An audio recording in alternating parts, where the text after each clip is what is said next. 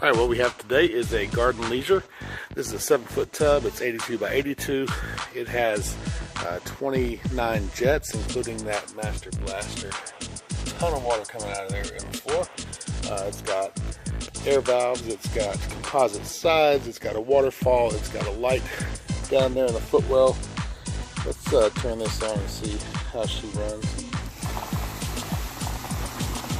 Alright, so you got your neck jets over there. Pick it up in the high speed. It's got 2 pumps. You can add just some air to these jets right here.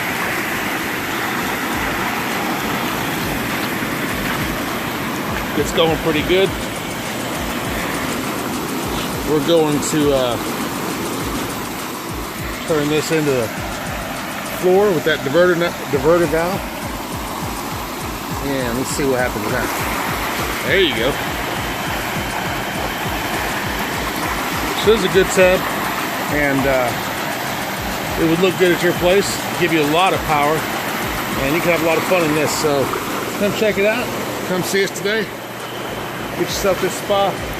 My name is David, and I'd love to sell it to you.